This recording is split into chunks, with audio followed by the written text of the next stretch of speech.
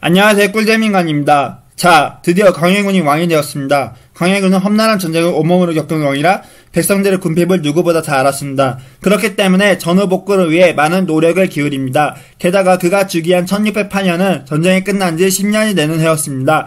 여전히 전후복구 사업이 중요한 시점이었던 겁니다. 광해군이 시행한 개혁사업은 어떤 게 있는지 살펴볼까요? 양전사업 실시. 조선의 토지는 전쟁을 치르면서 크게 훼손되었습니다. 또 세금을 걷는 기준이 되는 토지대장에 누락된 토지가 많아서 전면적인 토지 제조사를 착수할 수밖에 없었습니다.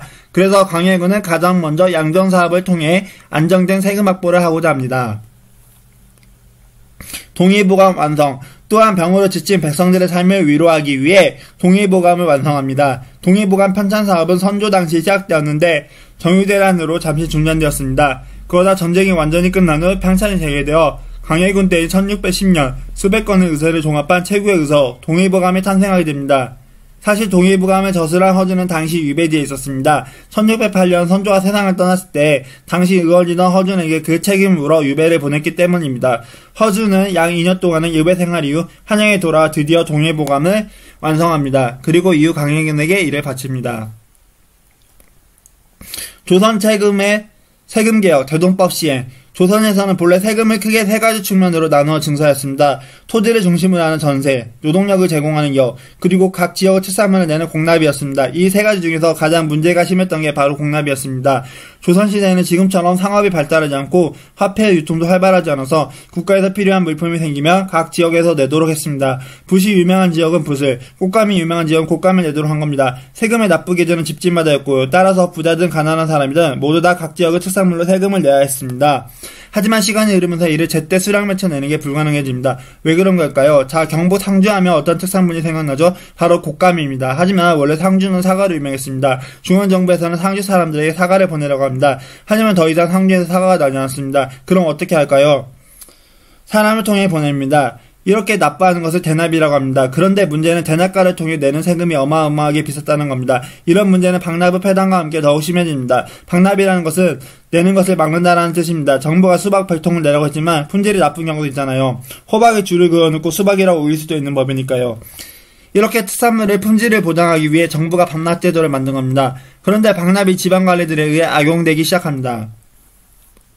관리가 말하기에 감히 하얀 게 뭐지? 품질이 이상한 거 아니냐? 백성이 말하기 아닙니다. 하얀 것은 당번입니다. 맛이 좋다는 의미 있죠. 아니야, 이건 썩은 거 같은데 네가 납품하는 거 받을 수 없어. 아니, 그런 억지가 어디 있습니까? 억울합니다. 곡물을 박납하는 폐단이 날로 외람되니 본토에서 생산되는 물건이라도 모리배가 먼저 자진 납부하여 본 고을에서 손을 쓸 수 없게 만듭니다. 행여 본색을 가지고 와서 내는 자가 있으면 사주인들이 백방으로 조종하여 그 물건이 좋은 것이라고 하더라도 퇴짜를 놓게 하고 결국은 자기 물건을 내도록 도모했으며 값을 마구 올려 10배에 의지하니 고갈되었습니다. 선조실록 217권 40년 10월 3일 애써 꽃감 100개를 준비해갔는데 관리가 받아주지 않습니다. 그리고 대납가가 납품하는 꽃감을 받겠다고 합니다. 그렇게 되면 울며 겨자 먹는 심정으로 백성들은 비싼 꽃감을 사서 납품해야 합니다. 그리고 비싼 꽃감을 통해 얻은 이익은 대납가와 관리들이 차지하는 겁니다. 실록에 의하면 실물가보다 무려 10배의 의치에 백성들을 착취해간다고 할 정도입니다. 게다가 물건의 양이라는 것이 해마다 일정하지 않다 보니 문제가 자주 발생합니다. 식품은 대체로 보관이 짧기 때문에 이에 따른 문제가 발생했던 겁니다. 국가에서 내리는 세금이 100만원인데 이게 10배가 돼서 1천만원이 되었습니다. 백성들이 이를 어찌 낼 수 있겠어요. 게다가 공납에 대한 세금 부담이 날이 갈수록 커집니다.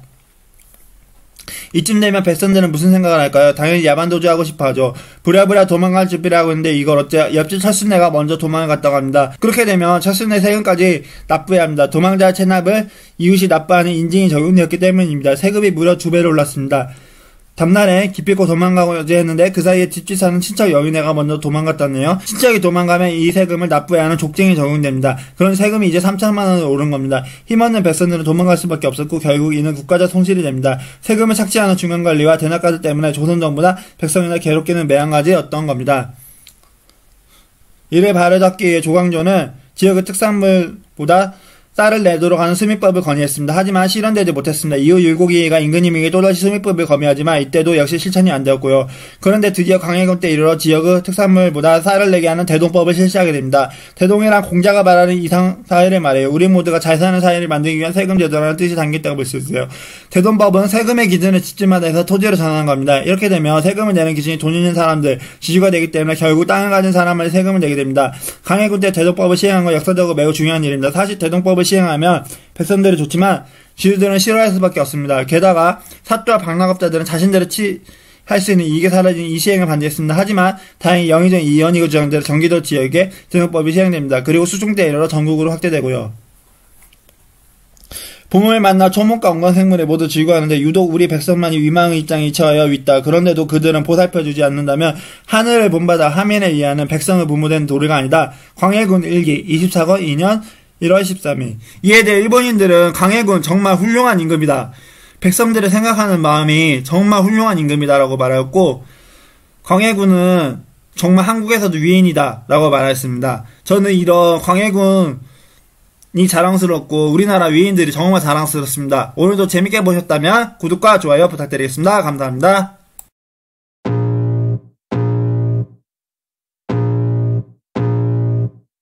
I can feel the blood creeping up from the heathens. Got will, got fight, got pride, got